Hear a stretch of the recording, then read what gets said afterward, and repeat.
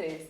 Olá, galera do Amo Séries! Ai, esse vídeo é muito especial hoje porque estou pela primeira vez aqui no canal com a Chan Ravelli, do canal Sou Maravilhosa. Isso é muito bom.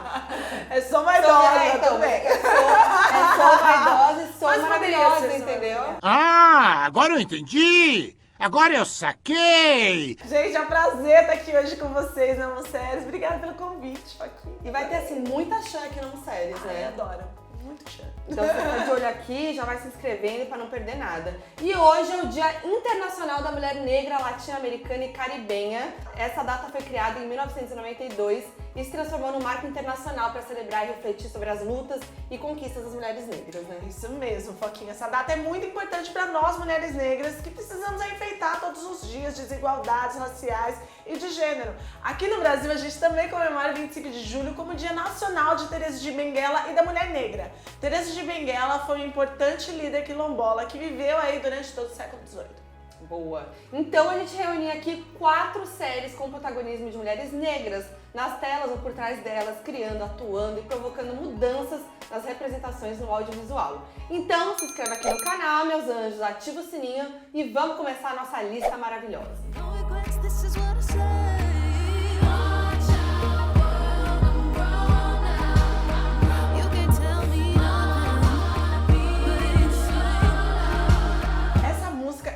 Gostosinha, né? Muito! E vocês sabem de quem são essas vozes? Das gêmeas Chloe e Hale, que na série fazem a Jesslyn e a Skyler, donas de personalidades fortes e de um humor bem ácido, né? Sim. As duas foram sucesso depois do cover de Pretty Hurts em 2013, sendo apadrinhadas por ninguém mais, ninguém menos do que a deusa diva rainha Beyoncé. Apenas, básico. E falando nelas, vocês sabiam que a Hailey Bailey vai interpretar a princesa Ariel no novo live action da Disney? Demais, né? Ai, eu amei, Não, amei maravilhoso. muito. E ela comemorou a notícia com um tweet muito fofo, dizendo que sonhos se tornam realidade. Muito legal, né? Muito. E a criação de Grownish veio depois da personagem Zoe fazer muito sucesso em Blackish, ganhando seu próprio spin-off. E aí agora a gente vê a vida dela na universidade. A intérprete de Zoe é a Yara Shahid, que além de atriz é uma estudante ativista iraniano-americana. A Yara defende aí questões relacionadas à intersexualidade, que é quando a gente pensa que as diferentes formas de dominação e discriminação, como o racismo, o patriarcado e o capitalismo, não podem ser analisadas de forma separada, porque estruturalmente elas oprimem junto. Por isso, existem grupos aí que estão mais expostos e somam opressões em relação a outros. E não se pode ignorar isso, né? A Yara também incentiva o engajamento de jovens frente a questões políticas e ela criou uma plataforma chamada 18 by 18, que encoraja os jovens a votarem nas eleições. Olha que diva! Além disso, a atriz agora estuda em Harvard, depois de ter sido aceita em mais de 8 universidades. E ainda teve uma carta de recomendação escrita pela própria Michelle Obama. Perfeita, zero defeitos. A Zoe, a filha mais velha dos Johnsons, ela tá entrando em sua nova fase como universitária na CallU e também se descobrindo como jovem adulta. Ela se dá conta de que a vida longe do pai não é tão fácil, né, meus anjos? Só que para enfrentar essa nova fase, ela tem apoio de um grupo de amigos incrível. E a Zoe tem que lidar com as pressões e responsabilidades da vida acadêmica, né? Todo mundo ali tá numa jornada de autoconhecimento, cometendo erros, amadurecendo e refletindo sobre tudo.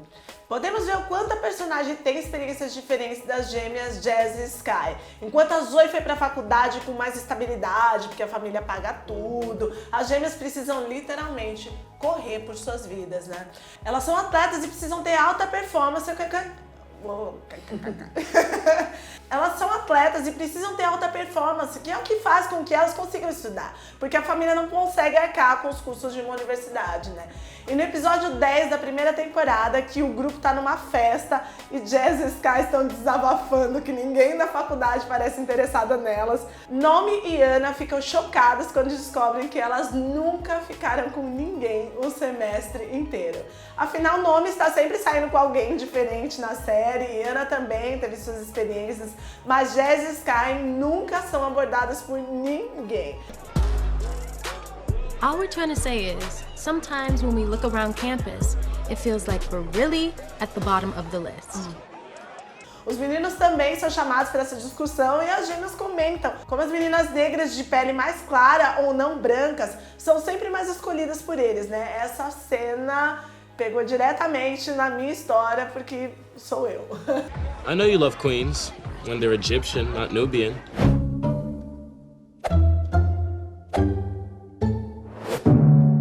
Todo mundo tinha suas paquerinhas lá e eu tava lá na minha, no canto.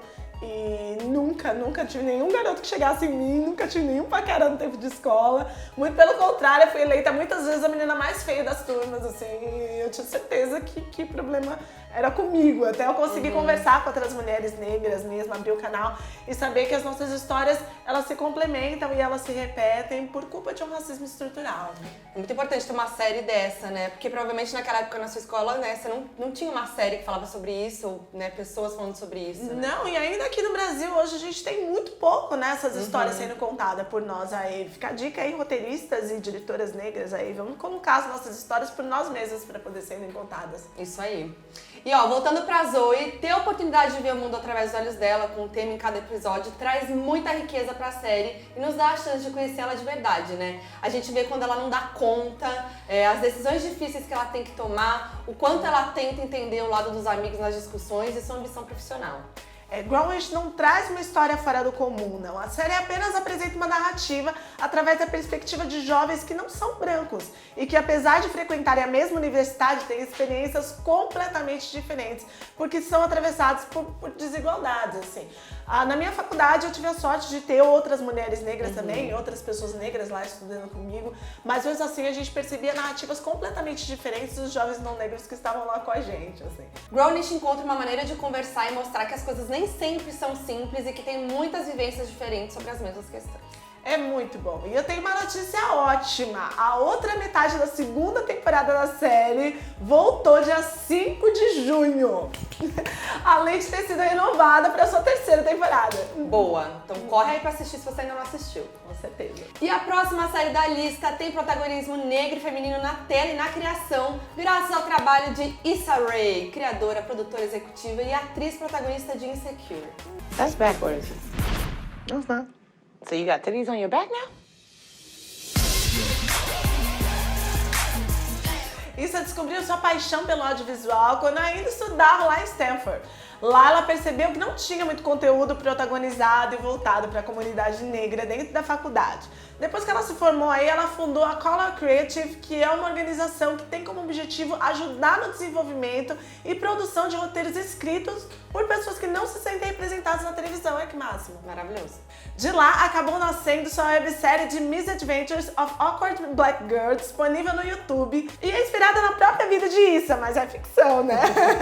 Gente, a websérie ganhou o prêmio de melhor websérie no Short Awards em 2012, que é tipo um Oscar aí das redes sociais. E depois desse sucesso todo, a HBO comprou os direitos para a produção de Insecure, porque eles não são bobos nem nada, né?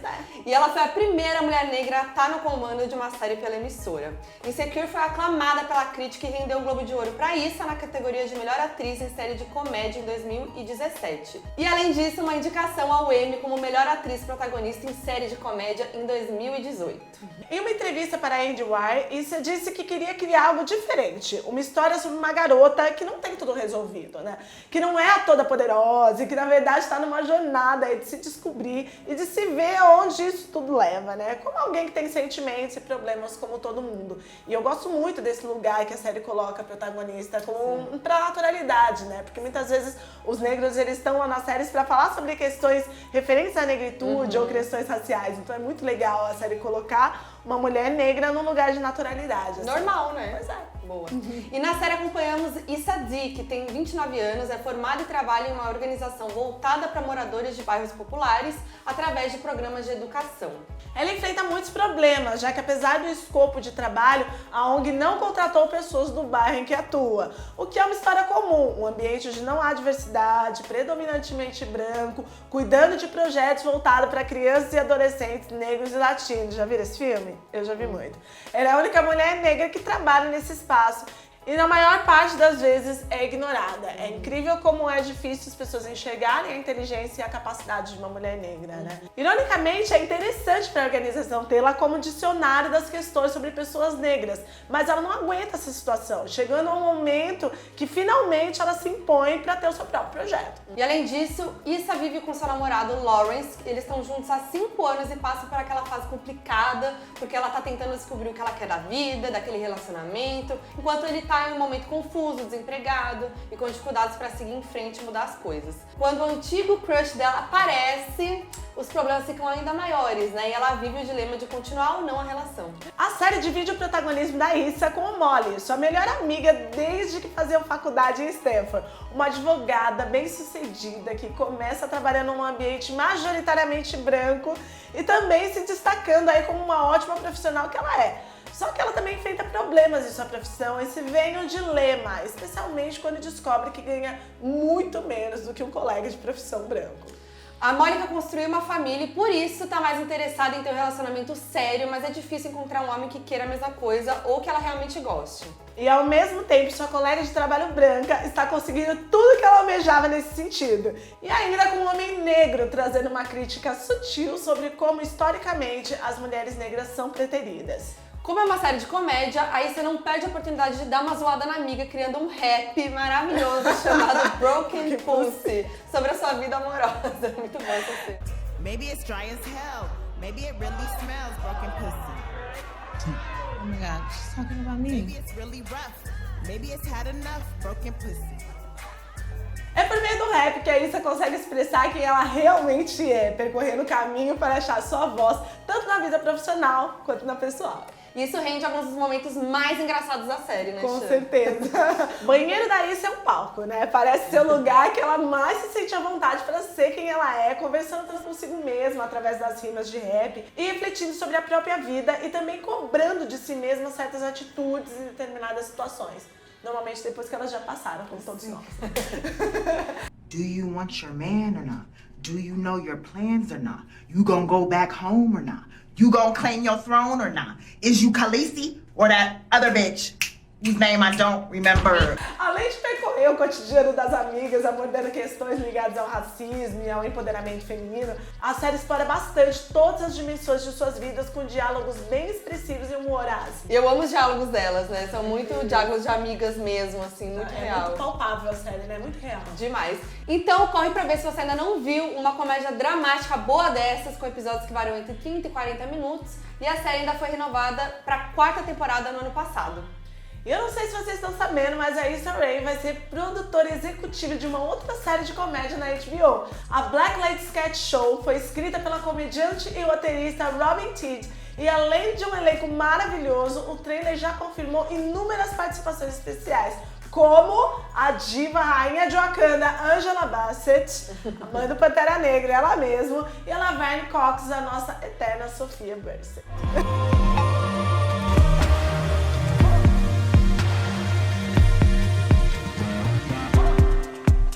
Viola Davis fez história no Emmy de 2015, quando foi a primeira mulher negra a ganhar o prêmio da categoria de melhor atriz em série de drama por How to Get Away with Murder. E o discurso dela é maravilhoso.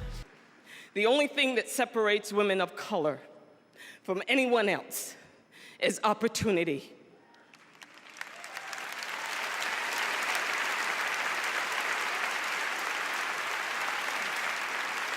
You cannot win an Emmy for roles that are simply not there. E quem assina a produção executiva da série é Shonda Rhimes. Claro. E a criação é de Peter Nowalk, produtor e escritor, que também foi produtor executivo de Scandal e Grey's Anatomy.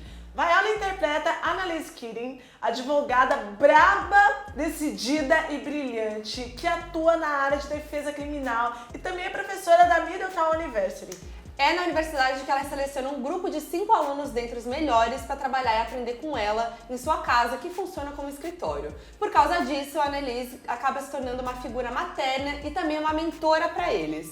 E muito por causa das tretas que eles se envolvem juntos também, né? Apesar da figura imponente e badass nos tribunais e na sala de aula, a personagem é construída com muitas camadas de sensibilidade. Isso fica bem evidente principalmente nos momentos em que ela está sozinha, no quarto, ou nas conversas com a mãe dela, com quem ela tem uma relação bem delicada. Quem interpreta é a nossa querida veterana Cicely Tyson, que inclusive foi a primeira mulher negra a receber um Oscar honorário em 2018. E a Annalise, ou Anna May, veio de uma família pobre, foi criada pela mãe e foi abusada sexualmente pelo tio quando criança. O relacionamento com o marido Sam também não é nada fácil. Começou na faculdade e foi marcado por momentos de racismo, principalmente por parte dos colegas dele. E ela sofreu vários abortos espontâneos e quando felizmente conseguiu manter a gravidez, sofreu um acidente de carro que causou a morte de seu bebê ainda na barriga.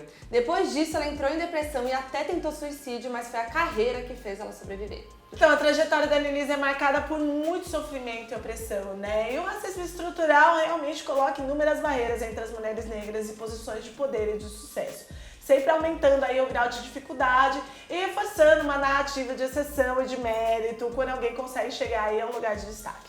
E a própria turma dela é pouco diversa, né, Chan? Ainda que 2 dos alunos escolhidos sejam negros, o Wes e a Micaela. A gente tá muito longe da igualdade ainda e da proporcionalidade também, que é o mais importante, né? A gente vê aí que a própria Micaela se cobra absurdamente para ter sucesso e é uma das mais competitivas do grupo, talvez por uma consciência de que precisa se esforçar bem mais do que os outros, né? Que é algo muito comum a gente ouvir desde muito pequena, que você precisa fazer 2 vezes mais, 3 vezes mais, e infelizmente ainda é verdade.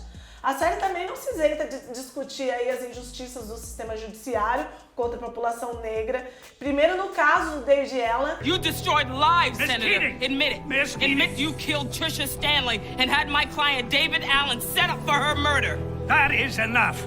Do you hear me? E depois no crossover com o Scandal na 4ª temporada, maravilhoso.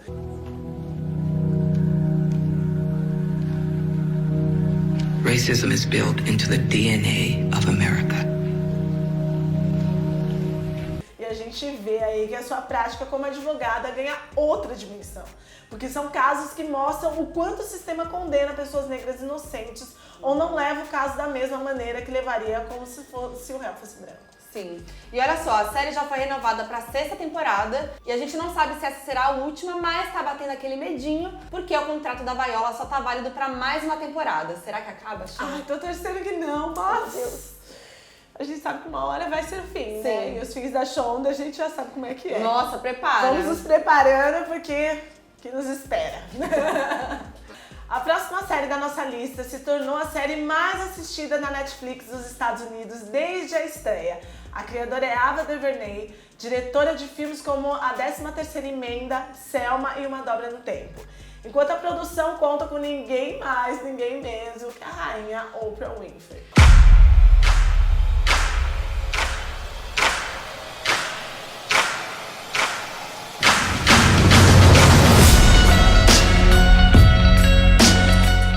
Baseado em um caso real e retrata a vida de 5 jovens entre 14 e 16 anos que moravam no Harlem de 1989. Em uma noite, eles e outros adolescentes saem pra zoar um pouco no Central Park e acabam sendo acusados injustamente pelo estupro de uma mulher, sendo condenados à prisão sem nem ter prova conclusiva sobre o caso. Vai ser difícil gravar isso aí, já vou falando já que os piscianos gravando essas, né? Não, mas vai... Bota emoção no vídeo. A gente vê como a vida desses jovens e a de todos que fazem parte dela foi atravessada pelo racismo da polícia ao fazer com que confessassem um crime que não cometeram por meio da tortura física e psicológica, sem a presença de nenhum familiar ou advogado, sem comida e sem água, por horas a fio. Um retrato da brutalidade policial quando se trata de pessoas negras. É muito pesado e o Kevin, o Tron e o Seth e o Ray foram condenados a apenas entre 5 e 10 anos em um centro de detenção juvenil e na saída encontraram muitas dificuldades para retomar suas vidas. Enquanto isso, o Corey Wise, que tinha 16 anos na época da condenação, é enviado para uma prisão com homens já adultos, o que é uma experiência muito, muito, muito pesada. É a pior parte da série. Nossa, que conta a história dele dentro da prisão, assim. E nessa série, a Ava também procura mostrar como é a vida das mães negras que tentam criar os seus filhos em um sistema que muitas vezes os trata como inimigos. A violência sempre afeta a família também, né? Sim. Eu achei muito legal a autora colocar dessa forma, porque a história dos nossos filhos é as nossas também, né? Sim. Eu sou mãe de um menino negro que hoje tem 4 anos, mas é uma preocupação a todo momento, assim, e essa série me trouxe isso de um jeito muito latente. O quanto daqui a 8 anos, meu filho aqui, de acordo com a estatística brasileira, vai estar no olho do furacão. E, infelizmente, a gente tem pouca perspectiva de mudança, né, até lá. É que isso foi em 89 e é super atual, a gente vê aqui no Brasil, no mundo todo, né? Sim, tem casos aí de jovens negros aqui no Brasil que estão hoje presos injustamente, com as suas inocências já comprovadas e continuam lá encarcerados. Segundo a atriz Stephanie Blake, que interpreta lá a Linda McRae, a mãe do Tron, a Linda disse em uma entrevista que a questão não era apenas as ofensas que diziam ao seu filho, mas também a culpa que colocavam nela, fazendo com que ela se sentisse responsável pelo que aconteceu. A atriz Niecy Nash, que interpreta Dolores Wise, a mãe de Corey, disse na mesma entrevista que espera que a série empodere essas mães para que elas se lembrem do quão essenciais são na criação de seus filhos.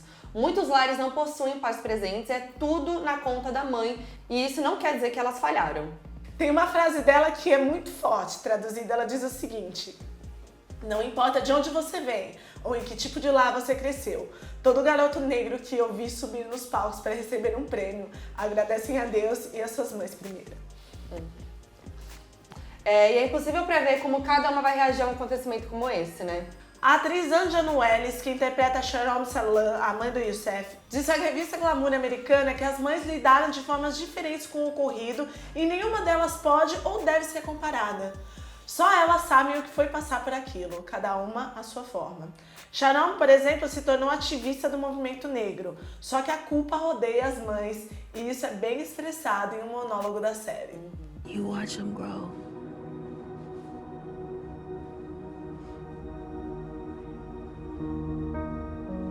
And you start to think you did a good job.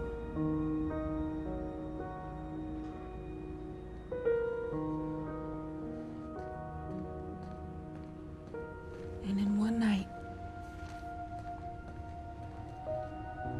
you look away.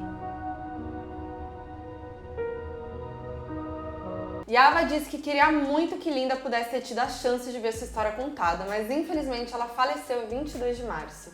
Linda disse a Stephanie que nunca ficou um dia sem ver o filho, mesmo tendo que cuidar do marido e da mãe doente. E a atriz queria que a série fosse uma mensagem para dizer o quanto o amor dessas mulheres é forte o suficiente para mudar a história.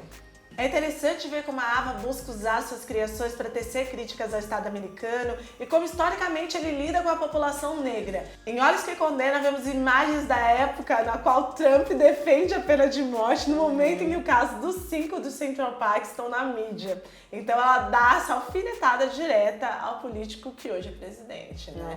E é muito interessante a gente ver também o quanto isso se reflete na nossa história aqui no Brasil. E fica aí convite também para as grandes produtoras aqui mesmo no YouTube, para a gente poder endossar aí histórias que estão sendo contadas por criadores negros aqui no Brasil a respeito das nossas histórias como negros. E ela traz isso em outros filmes também, né? Como é o caso do documentário A 13ª Emenda e no filme Selma, Uma Luta pela Igualdade. Sim, o documentário traz um panorama extenso do sistema penitenciário dos Estados Unidos a partir da 13ª alteração da Constituição, que admite escravidão e trabalho forçado de um réu condenado pela justiça. A escravidão supostamente teria acabado há 150 anos, mas a cineasta nos mostra a complexidade desse sistema, detalhando o histórico do processo e o encarceramento em massa da população negra e pobre. É muito interessante porque muitas vezes as pessoas olham para o passado e não conseguem enxergar a relevância que ele tem na nossa vida hoje, né? Por exemplo, a escravidão aqui no Brasil foi abolida há menos de 150 anos. E hoje em dia, quando a gente fala aqui que a gente ainda carrega consequências e memórias disso e sequelas disso tudo, ainda tem pessoas que negam e não conseguem enxergar o quanto isso nos afeta. E Selma, Uma Luta pela Igualdade, conta um pouco da trajetória da luta de Martin Luther King Jr. pelos direitos civis da população negra E retrata a marcha histórica de Selma a Montgomery, que foi decisiva na pressão que resultou na implementação da lei do voto em 1965. O que eu acho mais interessante nesse filme é que é muito constante aí colocarem a figura de Martin Luther King como um pacifista, quando na verdade ele era um ativista empenhado na luta racial americana. E é muito importante ver uma cineasta como a Ava, que dirige projetos que trazem essas narrativas, que confrontam a narrativa hegemônica com a perspectiva dela, enquanto mulher negra, que ela faça muito mais, né? Bom, e por fim, ó, comenta aqui outras séries, né, com protagonismo negro, tanto no elenco como por trás das câmeras, né, é muito importante. E segue a gente no Instagram, @amoséries. Se inscreve aqui no canal, assim você fica por dentro de tudo que rola no universo das séries. E segue a Chan também, né, Chan? Isso, segue lá, eu adorei estar aqui, muito obrigada pelo convite e tchau, até a próxima. Valeu, Chan, adorei a participação. É nóis.